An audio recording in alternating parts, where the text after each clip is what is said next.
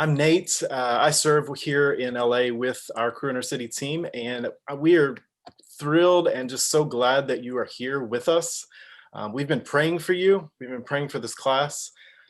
So yeah, it's a blessing to see so many people here with us, and there's a lot of names and faces that I recognize, people that I would love to be in the same physical room with right now, but given COVID situation, this is what it is, right? And so we're going to make the best of it. And so for some of you, maybe you got an invite or somehow you wound up here clicking on a Zoom link and you're wondering who is hosting this, what is Crew in Our City? And so Crew in Our City, we exist to serve and to mobilize the church to live out God's heart for the poor so that all can grow in Christ.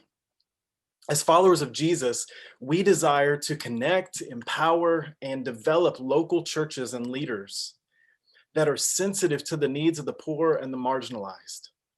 And so we want to walk together with you as we all seek to make disciples who make disciples. And so one of the ways that we seek to train and to mobilize the church is by offering monthly trainings. Kind of makes sense, right? And so today is the first of several trainings that we will offer throughout this year. But today is also a special day because it is the kickoff of our 12-week real life discipleship class.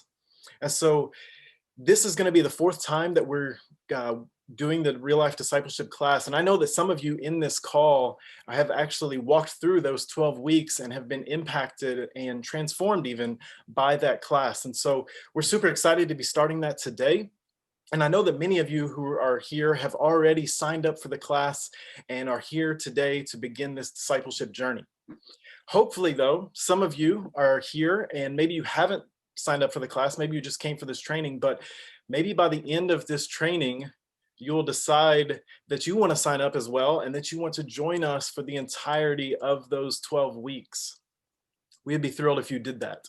And so for those, just a note to those who are already in the class, you know from right now that, hey, I'm going to join you for the entirety of the 12 weeks. We want to give you, we'll give a link at the end of this time together to the class overview and the class syllabus.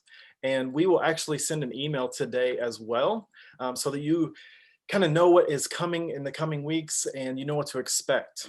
And so if you have not got your book, the Real Life Discipleship Manual, that is the only real requirement for the class besides coming. And so if you have not yet ordered that book, I would encourage you strongly to go ahead and order that today, if at all possible, because there is homework. There's some daily homework that you will discuss in a small group next Saturday.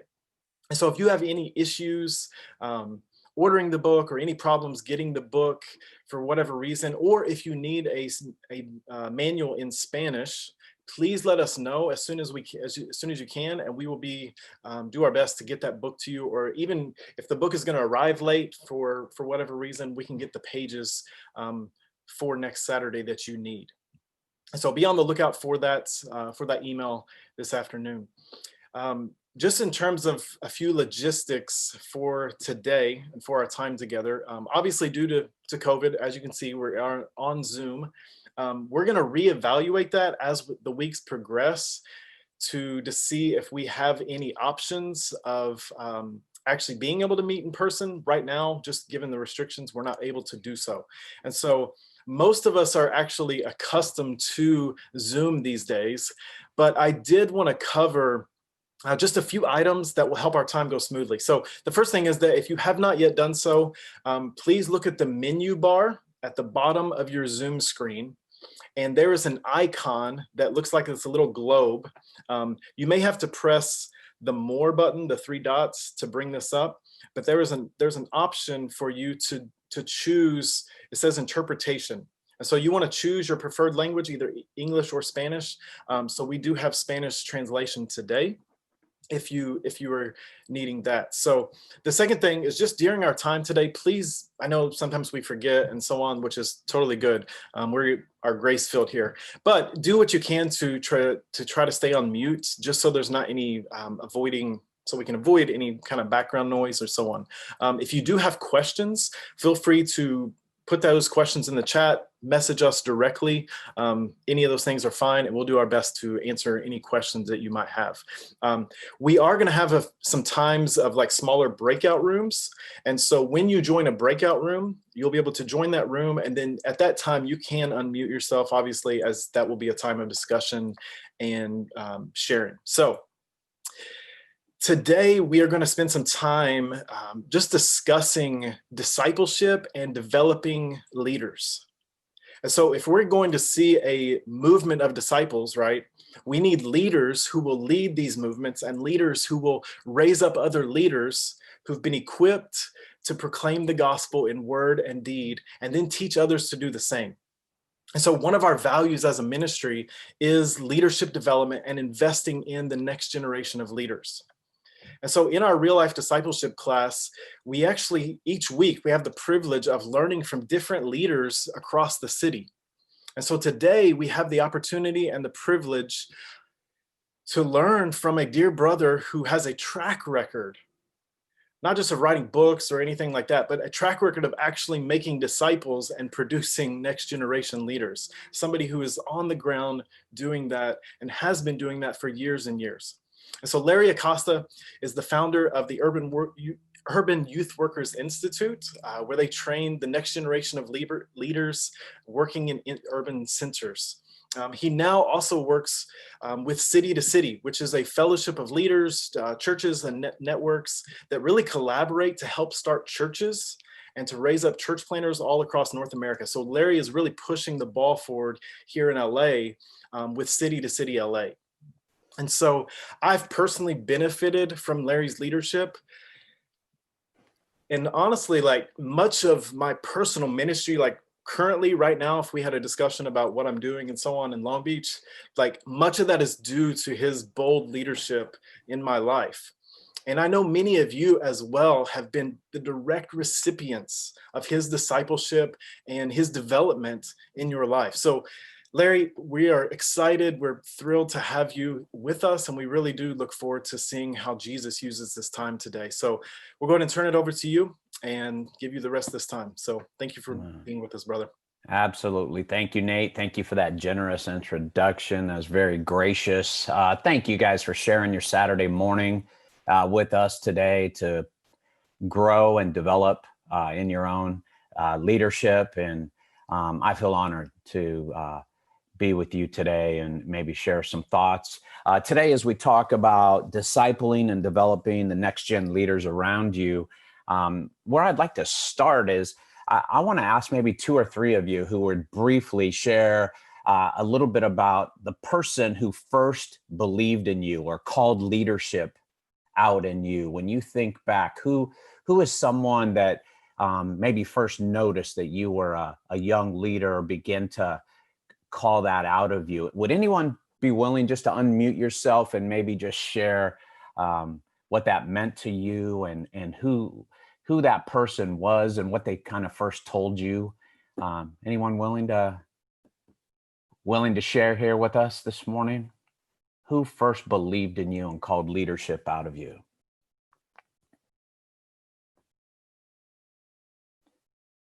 Cody, can I just put you on blast, brother? I don't know you, man, but can I invite you into the convo?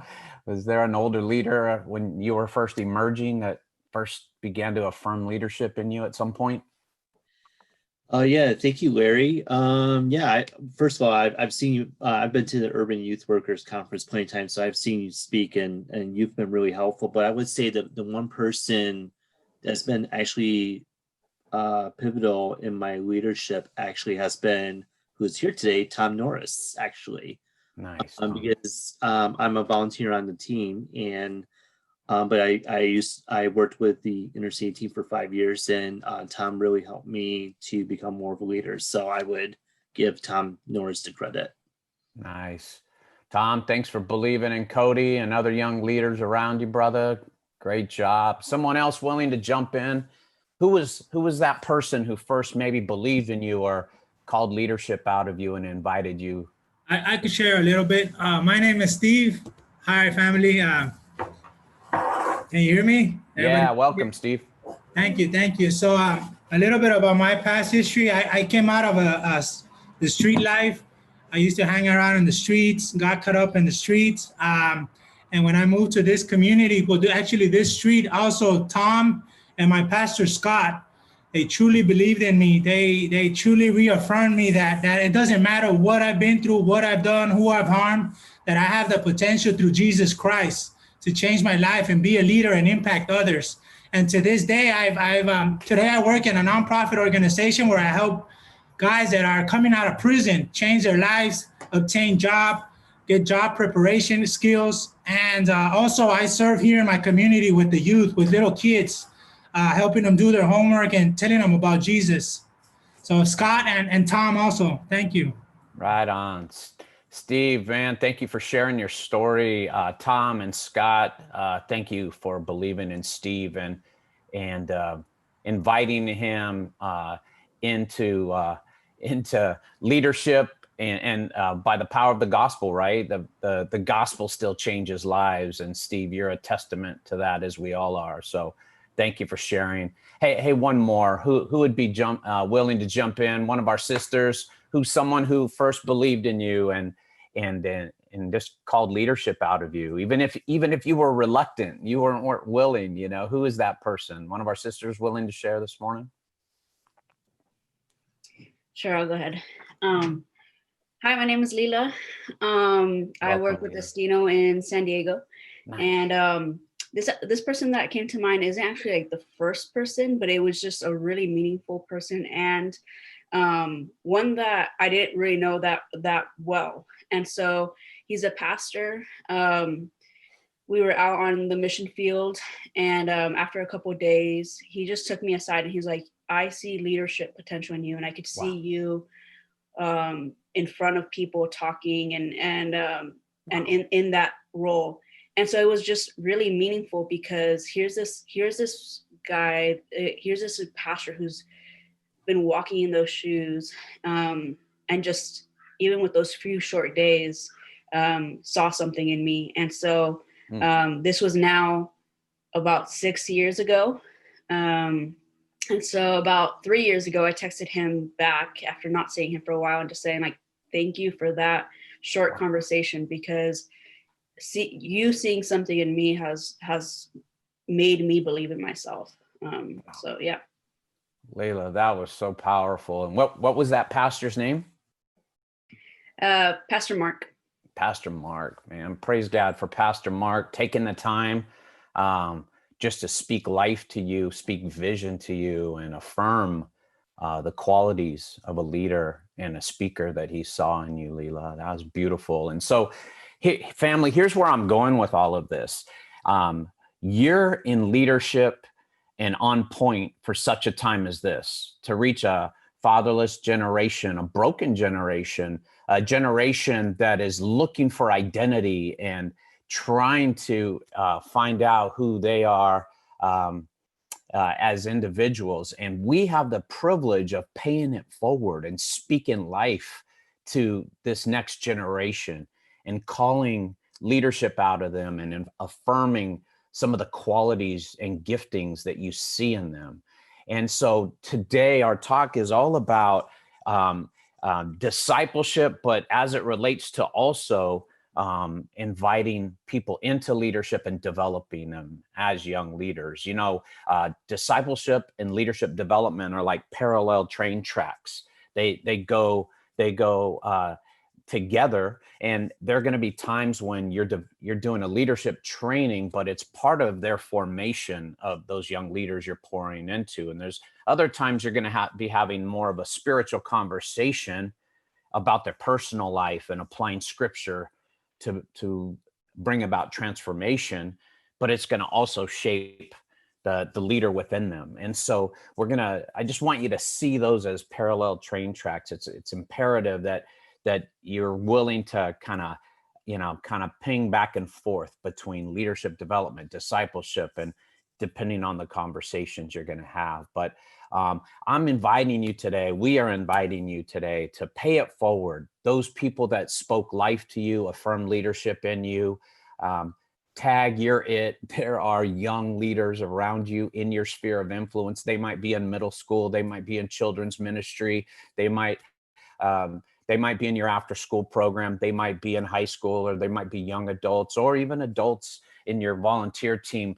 And I just want to exhort you, wherever you are, on the bus, to speak life to people, and call leadership and affirm people around you so that they can get on track sooner than later in the call of God on their lives. And where I'd like to start today is just sharing a little bit quickly about my story, and then jumping into a biblical text, and then we'll jump strictly into a training kind of process that I think I've been trying to live out for a bunch of years in the lives of young leaders. But I'm that Latino Mexican kid who grew up in the Central Coast, Santa Maria, California. My dad was a migrant farm worker when he was a child. By the time I was born, he had a little janitor business that he ran. My mom had about an 8th grade education, a lot of pain and brokenness. She grew up in an orphanage. Her mom died shortly after childbirth. And so into this broken, dysfunctional Mexican household, man, this kid was born. And the gospel initially was nowhere in our family system.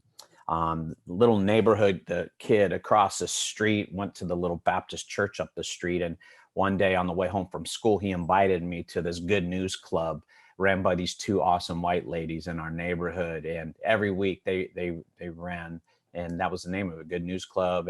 And they taught kids about Jesus. And here I would go every week. And I confess, I was that kid that mostly went for the snacks after school. I was a little hungry and rolled in there. But every week they taught Bible stories. I didn't grow up in the church, so these were like new every week to me.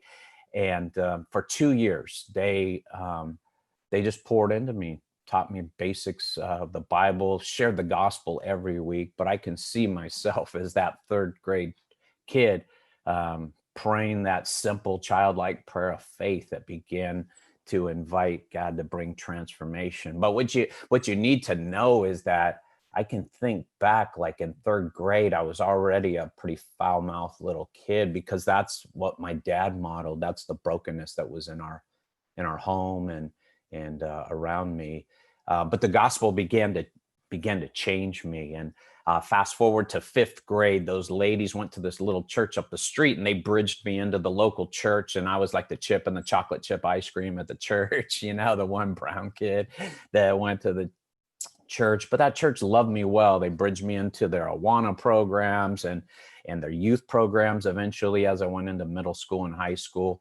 And that there was a family in that church. They were the first ones that believed in me, took me to a college visit. They with their son, they drove us down to LA from the Central Coast, and I visited Biola University my senior year in high school, and decided to go to Biola when I graduated high school. And so I studied there for 3 years. I worked in South Central LA while I was at Biola. And then my senior year, I started working at a local church where I was the youth pastor there for just shy of 13 years.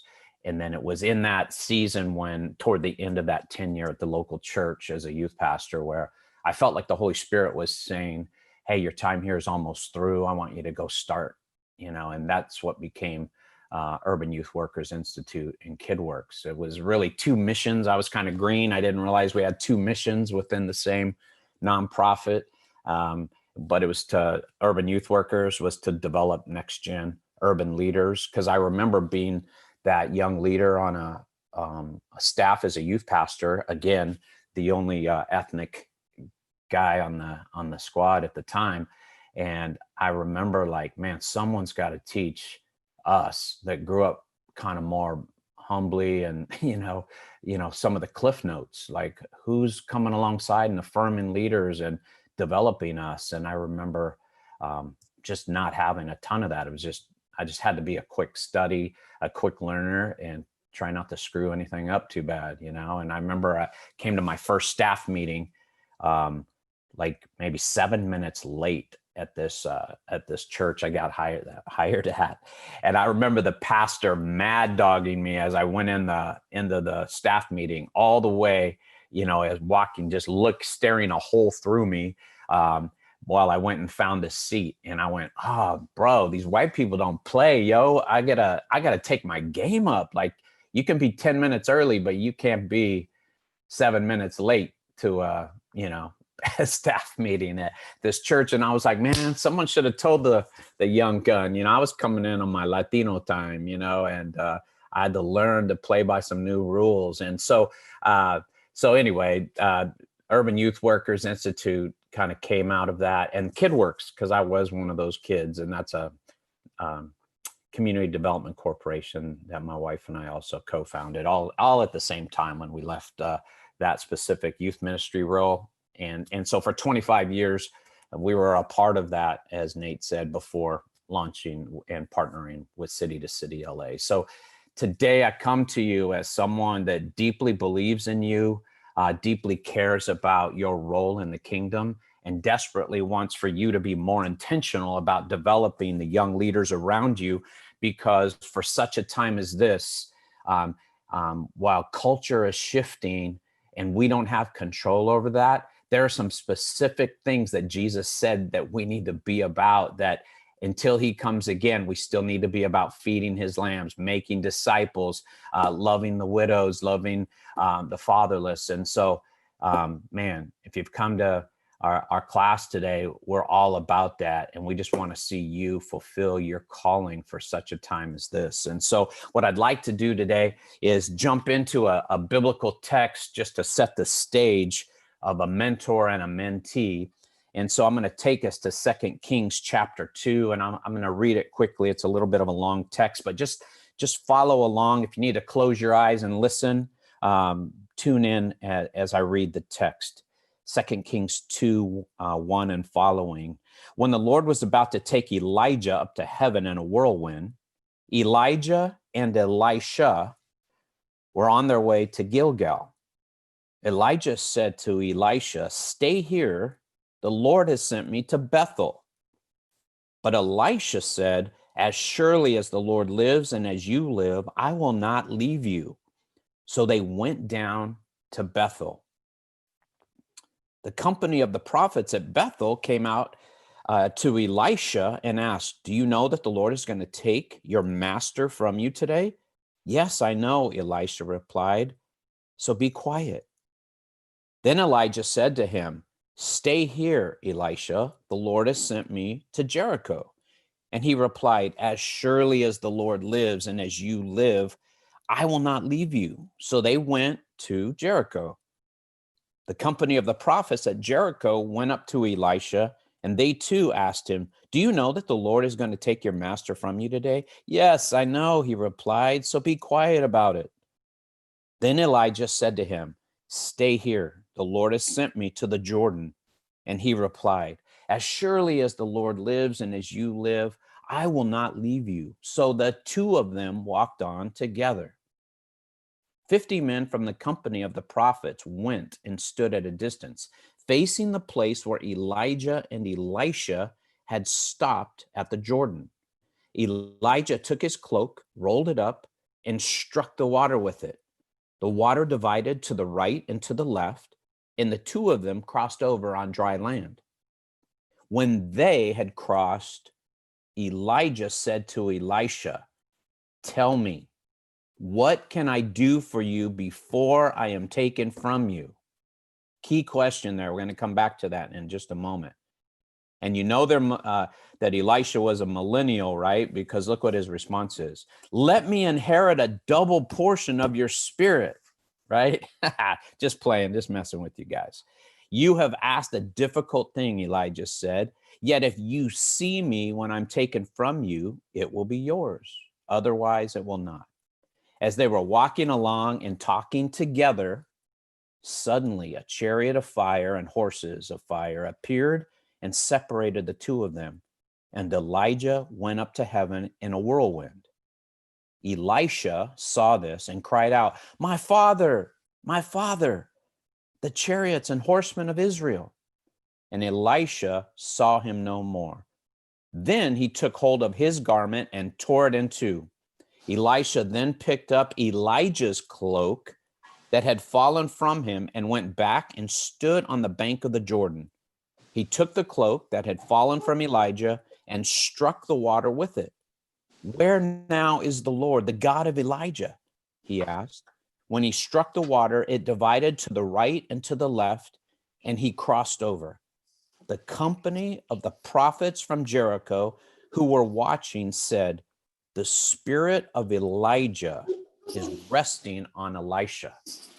So just a couple quick observations.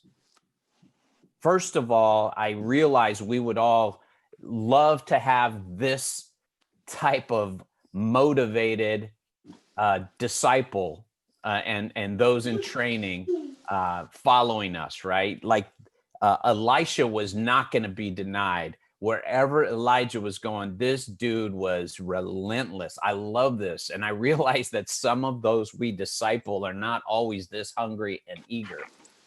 So for those of you, though, that because we're all following someone, so wherever you are in the race, can I just say, make sure you're being that intentional about your followership and those developing you, and be that hungry for ongoing development. But I love that about Elisha.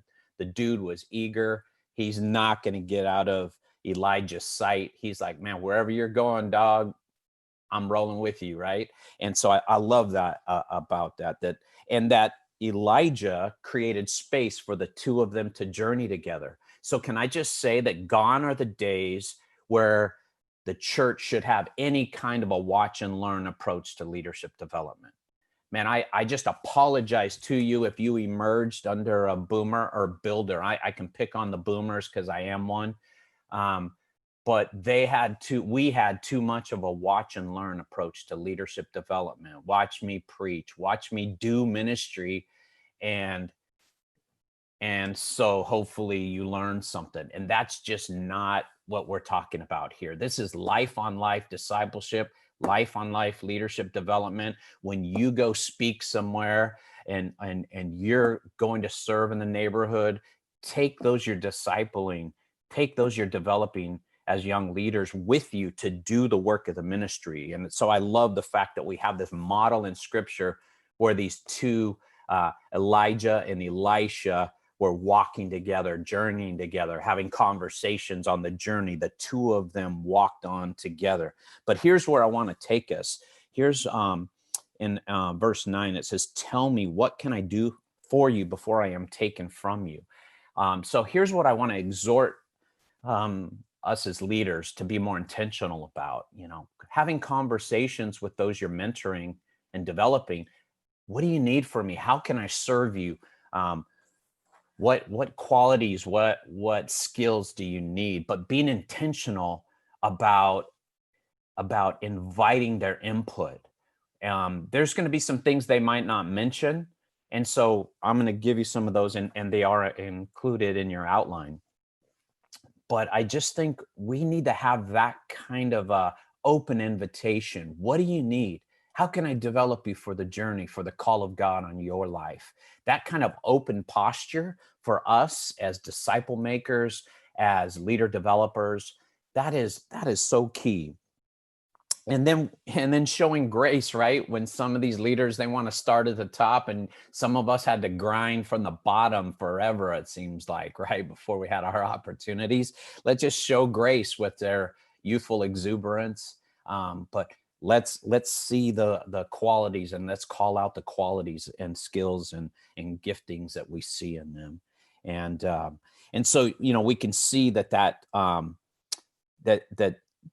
there was an invitation on Elijah's part, the OG leader inviting the young gun to just, speak into what they need. And then the other observation quickly, Elisha saw this and he cried out, my father, my father. I love the fact that there was enough closeness there, that there was that fatherly kind of connection. And so you've been called to reach a broken and fatherless generation. And so this isn't about discipleship programs. This is about relational connections. This is about those warm, safe, loving, more fatherly relational, kind of healthy relationships with those you're mentoring. And the same for the sisters when you're pouring into young women as well. Those motherly, warm conversations, not like it shouldn't feel like it's a class. It's a program. It should feel more like a relational pouring into the next generation. And so at the heart of it, make sure our hearts are engaged. It's not just transferring knowledge. They can read a book. They can get that stuff off the internet and watch a video. This is about, life on life, journeying with people. And we'll talk more about it, how holistic it needs to be in a moment. But just wanted to glean these principles. But then the last thing I'll just, and then we'll move forward, is the last verse we read in the text there. The spirit of Elijah is resting on Elisha. So can I remind us that our work is not done until we see some qualities, some giftings being expressed, some expressions where the mentees, the disciples we're making, they can actually do stuff. They actually feel empowered to lead and to speak and to train others. And so I'm a big fan of walking with people, developing them, but then letting them participate. Sometimes co-teaching, taking people, if I'm going to speak. If we would have been doing this event live, I would have brought a couple young leaders that I'm pouring into to help teach some of this content with me, because that's part of helping develop them, right?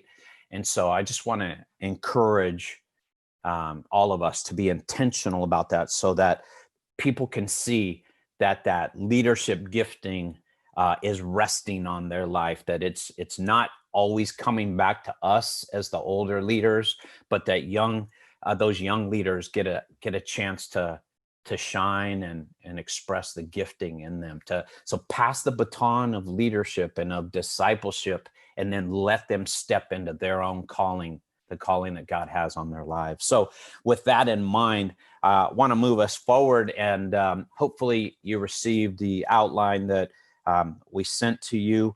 And what we're going to do is kind of give you a game plan for accelerating the growth and development of the next gen leaders around you. And so these step-by-step process is kind of a way that I've tried to develop leaders, and you can take it and tweak it, but I think it'll give you a process for developing the young leaders around you. And so what's that game plan? It starts with phase one, and that phase one is engage the pain and challenges of your own emergence as a leader. Engage the pain and the challenges of your own emergence as a leader. This will fuel your vision and value for the priority of Indigenous leadership development. And so for me, I remember being that young kid, and I remember seeing good Christian models at the church that I was at, but initially I don't remember anyone taking me aside and affirming some of those leadership qualities in me initially. And so I just kept trying and hoping that someone, began to see God working in me. And then one summer I went to camp, and I felt a call of God. I didn't even know there was such thing as vocational ministry, but I felt like the Holy Spirit was calling me to serve God in some capacity. And I remember we got back from camp, and one of the older leaders in the group said, "Hey, Larry, would you share what God did in your life this week at camp in the Sunday evening service?" This was back in the day at a Baptist church when you had to, you had church twice on Sundays, man. This is old school. Some of you guys don't know what I'm talking about, man. So we had a 6 p.m. Sunday night service at this Baptist church, and I was one of the students that was invited to just share a brief testimony on what God did in my life that week at camp. And so I remember God used that so powerfully. That leader seeing something in me that, first of all, he thought I could be up in front and articulate something and speak and share. That was a form of validation.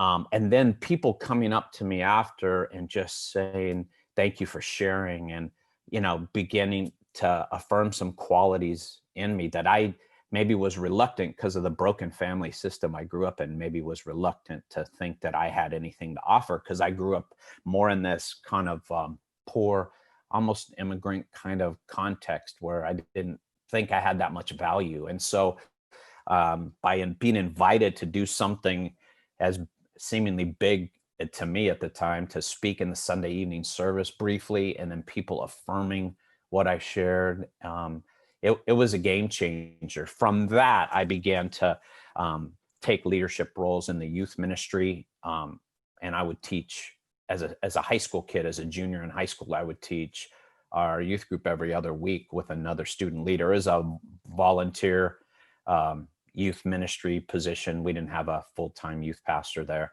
but that God used that to grow me and develop me. But it started because someone invited me to share. And so I guess my point is, I had to, I want you to first start embracing like the pain in your own story. Like, man, where would I be today if someone had more intentionally, called leadership out of me at a younger age? Or when I was messing up, Steve, like you shared, where might you be if someone would have come down in the streets and just scooped you up and just said, yo, young homie, you're not gonna throw your life away out in these streets. I wonder, what it might take for some of us to be that intentional. But engage the pain and the challenges of your own emergence. I wish someone would, in my 20s, when I was first a youth pastor, would have said, hey, man, the way it works around here, you got to get to staff meetings,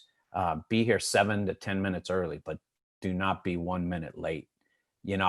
Okay, I see. All right, I feel you. I wish someone would have helped give me the cliff notes, a little bit more. But that's really what fueled my passion for developing young leaders. I often wonder how I might have been more confident in my 20s had someone put their arm on my shoulder and just started speaking life to me and affirming, like, Larry, God's got you, man.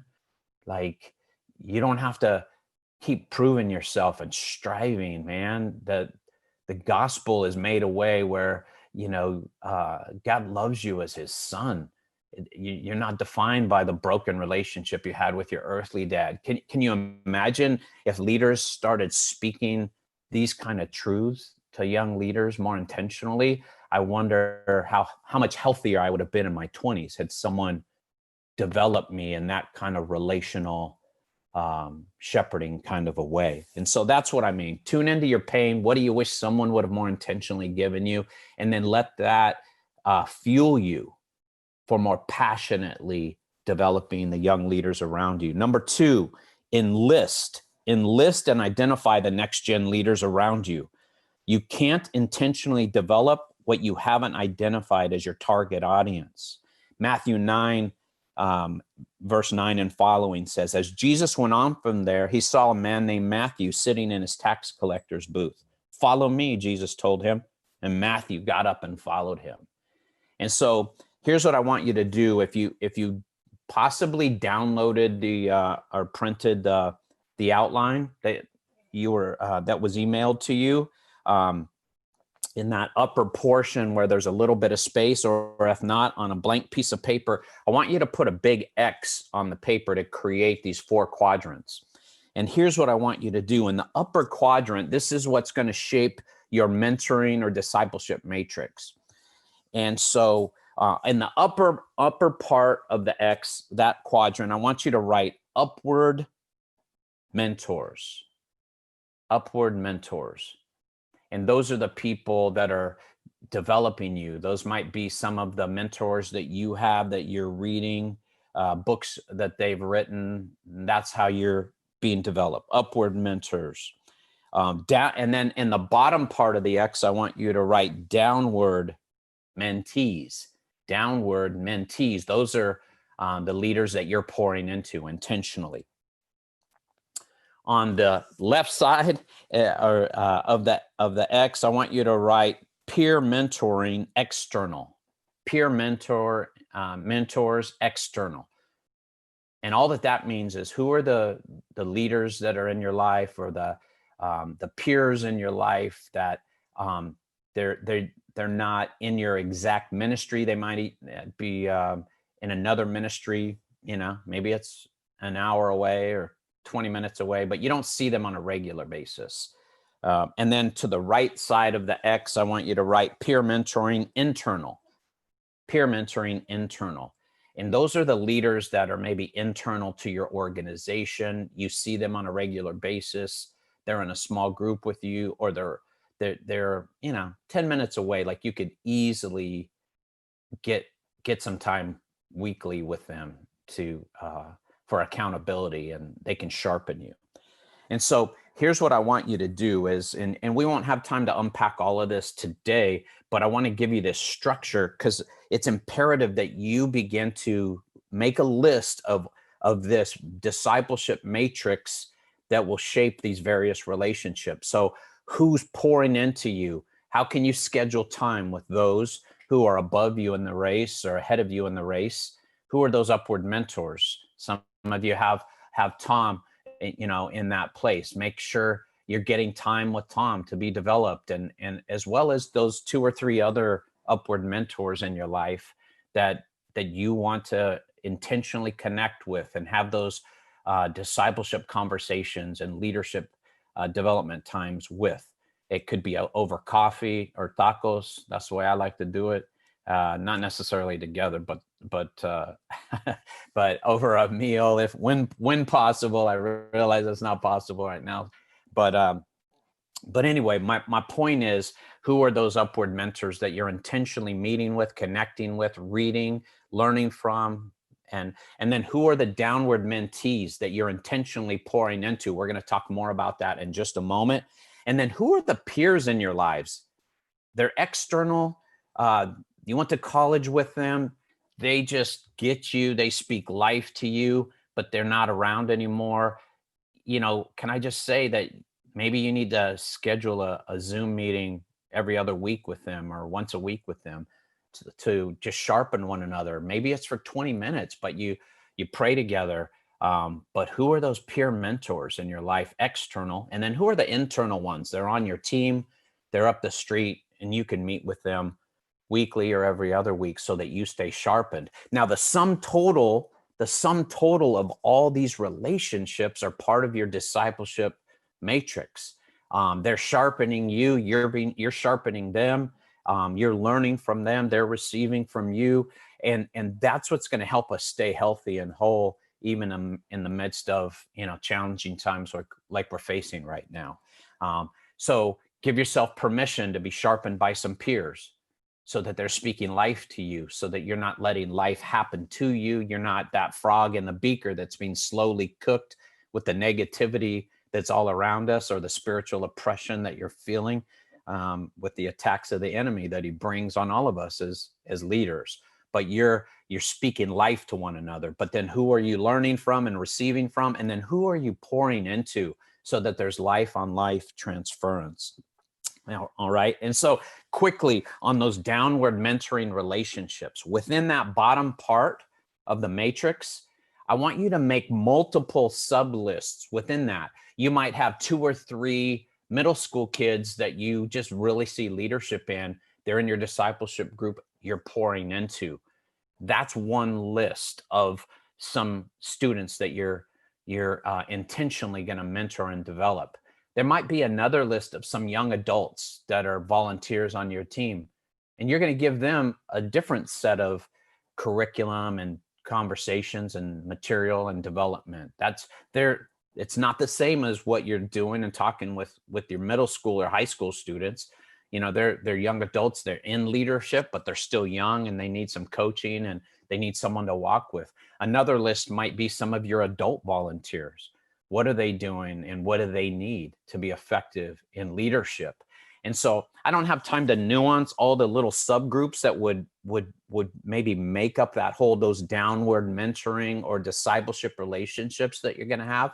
But I just want you to see that you need to create a list and have those clarified somewhere so that you know when you know that each week you're calling, you're meeting with, you're connecting to those various individuals on those various lists, and there's a different focus for each of those lists. Can I just remind you that leadership development and discipleship should be one of the top 3 things you do every week.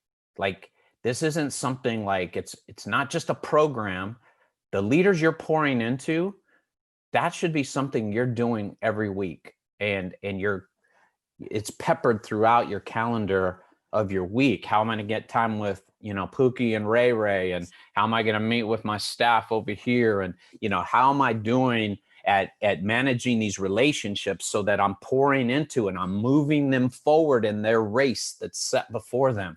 And so it takes that kind of intentionality, picking up the phone and calling kids, sending a text of encouragement for some of our students, man. Hey, Julio, are you awake yet? Yo, homie, come on, man. We talked about this with your school, man, getting up on time and logging in. It's holistic and it's consistent. And so anyway, phase 1, engage the pain and challenges of your own emergence as a leader. Phase 2, enlist and identify the next gen leaders around you. Make those lists so that you can more intentionally develop those young leaders around you. Phase 3, if you have the outline, follow along with me. Envision is the word. Envision next gen leaders with your kingdom dream and speak into their lives as to their potential, their calling, the qualities and gifts and possible roles for them on the team. Help them to see what you see. Envision them. This is a broken and fatherless generation. Speak life to them. What qualities do you see in them? I love what Layla shared at that camp. This pastor barely knew her. He just made some brief observations. He saw a speaking and a communication gift in her life. And he spoke it out. I love that. And look how transformational, how validating that was for her own emergence. And that's what this is. That's what this phase 3 is. Each of those students that you've made a list, those mentees and disciples that you've made a list, what do they need to hear from you? Tell me, what can I give you before I am taken from you type of conversation. Tell them what you see in them, envision them. Some of them have leadership qualities and gifting, but they have so much pain and insecurity and brokenness because they never had they never had their dad's blessing. And so they're not stepping boldly into leadership or into the call of God because they don't think they have anything to offer. Because my family didn't ever affirm anything in me. They just tell me how much stuff I screw up all the time. And so we need to speak life to kids and call those giftings that we see. They might be in those infantile stages, but we need to affirm it and validate it so kids can begin to have the confidence to step forward into all that God has for them, and those young leaders as well. And so let me just read what's on the outline. I want you to see this because this is really key to leadership development. The emerging generation has been dubbed the fatherless generation. Many potential leaders are impaired by what some call a father wound. A father wound is an ongoing psychological, social, or spiritual deficit that would have ordinarily been met in a healthy relationship with their dad, but wasn't, and thereby must be overcome by other means. Overcome by other means. That's your role as a trainer, developer, disciple maker. I'm convinced that one of the most significant aspects of the envisioning process is for the mentoring leader to validate the emerging leader so that their wounded soul can heal, their searching for significance can cease, their longing for approval can be met, and they can begin to feel and see themselves as next-gen leaders in spite of the insecurities and brokenness of their past. Envision them to see what their pain won't often allow them to see, believe, and pursue. This is the key aspect of developing the next-gen leaders around you. And so can I just encourage you, what do those leaders that you put on that list as you begin after our training to more thoroughly make some of those lists, think through some of their stories, think through their context. What do they need to hear from you? What validation, what gifting do you see in them that do you want to call out? What incremental growth have you observed that you want to affirm? But that's part of the leadership development, discipleship process for developing Indigenous young leaders. They need that fatherly, motherly voice, that role model, mentor, disciple maker that believes in them, that sees them, that values them, to affirm some of those qualities so that deficit they feel, that father wound, that mother wound they might be harboring, that can begin to be healed. But it's going to be healed because you, as a disciple maker, verbalized and validated some healthy affirmation and wisdom and encouragement that's going to help that wound heal and help them to believe that they don't have to be bound by some of the brokenness that they grew up in. And so that's phase 3, envision. Phase 4, I'll quickly share it and then we'll send you to some breakout rooms. Phase 4, equip. Equip next-gen leaders with the training, the skills, the experiences, the tools and resources they will need for effective leadership. So can you imagine now, you've done some of this preparation work and now you're getting to the equipping phase. So think of the 3 or 4 leaders that come to the top of your head. What do they need for the race that's been set before them? And so you sit down with them and you clarify together maybe some of the skills or the experiences, maybe some of the tools or resources they're going to need, or some of the character and spiritual formation they're going to need. Someone might say, you might see a little bit of an area of character that needs to be developed in certain disciplines that they didn't get in their family system or structure. And so maybe that's part of the conversation. But then maybe it's some basic spiritual formation, because like me, they didn't grow up in the church. They don't even know some of these basic Bible stories and have a basic understanding of the gospel. And maybe that's where you start for part of your conversations. But clarify it together so that you guys begin to shape a game plan together so they understand what's going on and why you're going to have some of these conversations. And then secondly, provide the appropriate type of training for their growth and development. And here's what I mean by appropriate training. You have some of your young adults, they might need, maybe it can be more of a curriculum-driven type of structure. But some of them, it might be more experiential or relational. So you take them with you as you speak, and it's more like on-the-job training, and they're with you in it, and it's more experiential on other days, right? And they're co-teaching something with you, or they share their story, a testimony in the middle of a talk that you're giving. But they're getting that exposure of having to articulate their faith or to have to speak to others and develop a communication gifting. That's what that evening did for me when I had to stand in front of the church congregation, scared out of my mind. I didn't realize that maybe there was a communication gifting there. I never saw that and believed that would be a part of how God would want to use me. And so that experience forced it out of me, even though I was intimidated to speak in front of people at that phase of my emergence. And so you'll see in your outline there, some of it may require reading or taking a class online. And all that I'm saying is there's different people learn differently. And so it's not like a tube sock, one size fits all. Some of our folks, they might not be strong at reading on their own. And so these are going to have to be conversations, and these are going to have to be maybe watching some videos and equipping kind of things together, or going with you and observing. And so we need to, tailor make it to fit the disciples we're trying to pour into. You notice as we look at Jesus, sometimes they were watching him do the miracle or teach, and they were the supporting cast. And then other times he sent them out 2 by 2, and they were all about being in it. And man, it was like, really accelerating their growth because they were out there in twos doing ministry. And so we have to tailor make some of these things according to the needs. So here's what we're going to do. We're going to send you into some breakout rooms, and we want you to answer these 2 questions. What do you wish an older leader would have more intentionally given to you when you were first emerging? Let's say in your first 1 to 5 years.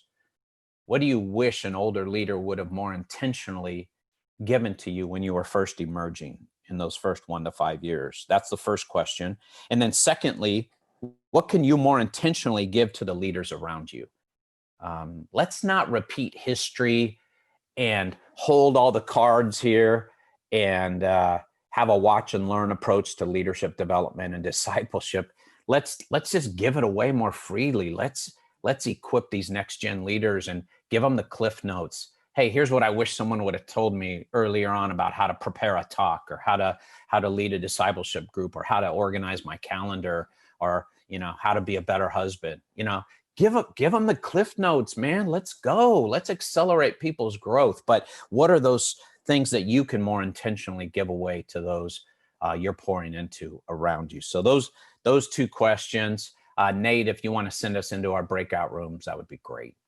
Yes, we'll give you about 10 minutes, but just know 10 minutes is going to go by real quick. So, yeah. Kind of an energizing time in your breakout room. Sorry for the little hiccup on the delay there, but we really wanted you to talk through some of the ways that you go, man, I wish an older leader would have more intentionally poured into me and invested in me. But on the flip side, man, let's not repeat history. Let's be more intentional about giving practical knowledge, coaching, encouragement, wisdom, resources away sooner to those that we're mentoring. And so that's part of the equipping process, right? So equip those next gen leaders with those training, the training content, skills, and experiences and tools that they're going to need for the journey. And then phase 5, empower. So they've been equipped, they've been given knowledge, information, tools, resources, but now we need to empower next gen leaders by personally mentoring and investing in their development. And so here's what that looks like. One is a little, the equipping might feel a little bit more like content, training, knowledge, information. This is more some of the art side of developing disciples. And so here's some best practices for empowering young leaders. Spend time with them, eating, talking, walking, traveling, co-teaching. That's the more relational approach. This is the secret sauce right here. This is how people feel truly empowered. They are not just, there's not just a gap between the mentor and the mentee, or the discipler and the disciple. This is the heart connection, the relational connection, spending time with them, developing them holistically. Can I just remind you, it's not just about transferring information and knowledge. When they're being developed holistically, sometimes that's going to include some of those hard, awkward conversations. Like I said earlier, I wish someone would have said, hey, Larry, I don't remember anyone ever asking me about my dad or my relationship with my dad, but holistically tuning in to some of those other parts of my story, I wish someone would have more intentionally done that for me.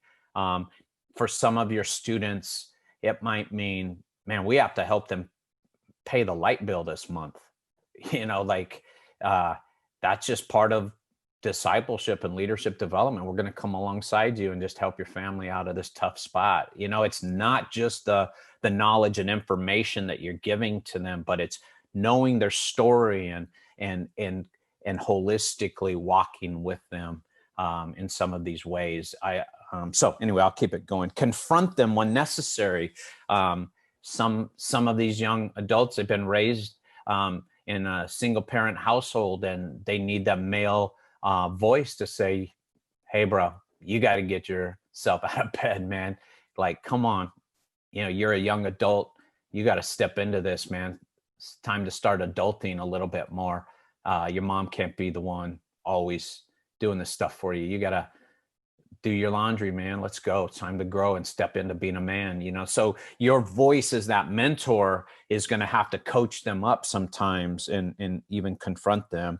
But then also nurture and believe in them. In your outline, I put nurture there because that word is there's a gentleness that comes along with nurture. Yes, confront them when necessary, but nurture and develop them.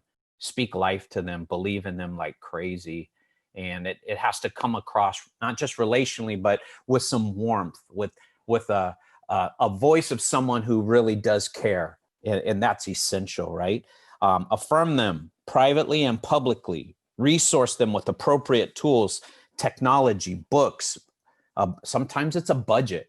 Can I just be so bold? You're working with indigenous urban leaders. Like sometimes it's not enough just to say, yeah, you should go to school. Well, maybe we need to raise some money and help them buy their books or get an adequate laptop so they can do their homework and things of that nature. So we need to fully be aware of what this means when we're saying we're holistically developing leaders. And then lastly, connect them with other key leaders, relationships, or opportunities that will enhance their growth. And so if there's something they need to learn, maybe you're the one that takes them on a college visit, or you take them to meet someone that has a similar ministry or organization or business that they're interested in. You take them to meet that person so that they can learn and grow and see it.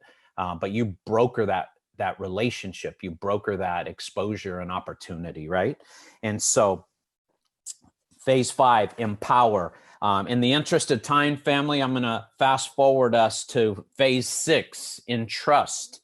Entrust. And so I want to make a distinction. You notice we talked about equipping, and then we talked about empowering and the relational aspects of helping people feel that courage, that empowering, that they were lifted up to do something that might be hard or something that they might not believe they can actually do or accomplish. And now we're using the word entrust. I don't know about you, but there have been times in my life where it felt like maybe I wasn't fully trusted because I was still watching someone else do it. And they were reluctant to give me the keys to the car, so to speak. There will be times you will be have a little bit of fear, concern, in terms of how your young disciples or mentees are maybe ready or not ready to lead in certain areas. Can they teach this Bible study? Are they ready to organize and manage this event we're doing? It is just part of the discipleship process. So entrusting is when you actually give it away, where you give them real power toward leading in the ministry. And so entrust next gen leaders with real ministry responsibilities and coach them towards effectiveness. It's not just doing the dirty work. Hey, can you clean the van? Hey, can you sweep the parking lot? That's part of it at the earlier phases of emergence. But then at some point, can they be part of the leadership team? Can they be in the worship band? Can they ever give the announcements? Can they do something that's a little more substantive that we would call more upfront leadership? And that's that whole entrusting process. I see this in Matthew 10, 1-8, where he called the 12 disciples to him and he gave them authority. That's that entrusting with real ministry. They actually had some authority to lead, right? The 12 Jesus sent out with the following instructions. As you go, preach this message. The kingdom of heaven is near. Heal the sick, raise the dead, cleanse those who have leprosy, drive out demons. Freely you have received, freely give. I'm sending you out like sheep among wolves. Therefore, be as shrewd as snakes and innocent as doves. And so remember, Jesus launches after 30 years, he launches a 3-year ministry, and he sent the disciples out to do real ministry. I mean, that's some scary stuff right there, right? Heal the sick, raise the dead, cleanse those who have leprosy, drive out demons. There was no token empowerment there. There was no, that was fully trusting them, empowered by the Holy Spirit to go and lead. And so I remember times with high school students in my youth ministry days, taking students with me to maybe minister at a rescue mission. And I remember making a couple of my students, I can see their faces in my head now, when I would have them share their story or testimony. It was like throwing them into the deep end of the pool. A high school student, can you imagine talking to some of our the folks in the rescue mission who really just wanted something to eat? They didn't want to have to sit in a short chapel service or whatever. And I remember some of the guys I took to do ministry with me, and they shared their testimony. And I remember them, it was like a scared straight kind of moment, where they had to share their story with some tough folks, and a hard audience, but that was part of their development. And that was, these guys were more legit disciples because I asked them to do some hard things. And so I'm just going to ask you guys, hey, you got to empower them and entrust them. And that's sometimes going to mean they're going to have to do some things that they may not feel fully ready for or confident and prepared to do. And God's going to use it. Just like I wasn't ready to speak in that Sunday night service and I was scared to do it, but God used that to break through the ceiling that was there, so to speak, and push me to the next level. And so then lastly, let's finish with this. Phase seven, encourage young leaders consistently along their leadership emergence journey. So can I just remind you that discipleship and leadership development, it doesn't end once they feel equipped and they're entrusted. We don't just like send them on their merry way. We want to continue that relationship because discipleship and mentorship is an ongoing relational kind of thing. There's people in my life that I continue to connect with and learn from on the journey. And I hope that you'll have those kind of relationships with those you're mentoring. They may be in middle school now, or they may be young adults, but in their 20s and 30s, you're still going to be journeying with them on some level, right? And so here's what it looks like. And I call these the Barnabas son of encouragement strategies. Number one, affirm their growth and progress. Affirm their growth and progress. So be one of those sounding boards, be one of those voices in their lives that tell them what they're doing right. Tell them how you see progress. Man, you're incredible. That was such a powerful teaching. Great job. Man, I learned so much. Wow. I just see that teaching gift coming out in you. Incredible. You have no idea how much you've grown since you first started. So give them that practical feedback about their growth and progress. Number two, listen to them compassionately. They still need to be able to come back and be in process. When they come back with some of their pain. Remember, Jesus sent them out to do ministry, and some of them came back elated because they saw, the Holy Spirit show up and drive out demons. And I'm sure others came back and were like, "Oh man, that was so hard. That was crazy," and that's reality, right? But listen to them compassionately. Number three, schedule time for evaluations, reviews, and feedback sessions. And so here's the challenge. You're going to have some that are going to progress on the growth and discipleship continuum, and the tendency is going to be to kind of push them off out on their own to lead and to let them go, because you're going to have a whole new young crew that need more of your time and attention in those earlier phases of their development, and they're going to get a lion's share of your time. That's honest and real. The problem is we can't abdicate leadership in those that we have been discipling. And so I'm not going to say that you're going to give maybe as much time as you used to, but I am saying that you still need to schedule some time to process with them and some check-in time so that they don't feel like they got to a certain point and then they were no longer important to you or a priority.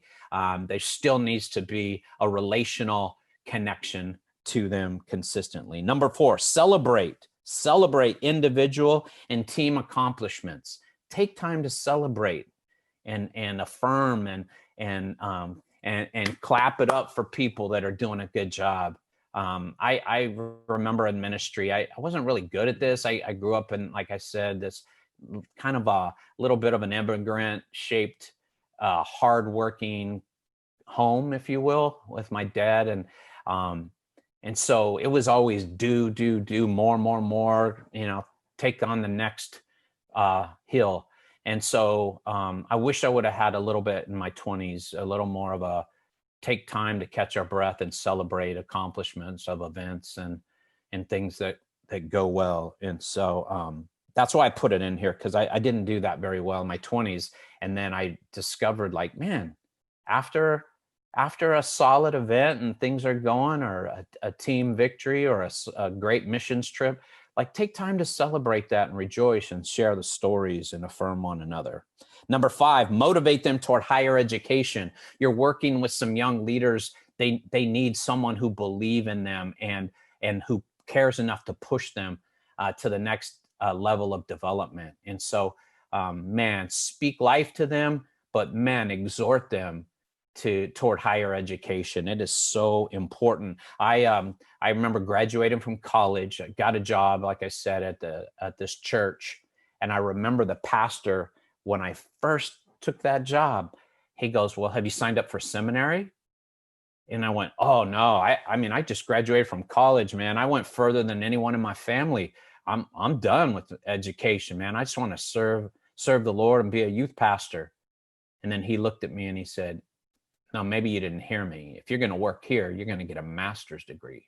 And I was like, again, man, these white people don't play, but I needed that. See, he saw potential in me. He didn't have the words to say, "Larry, I see potential in you."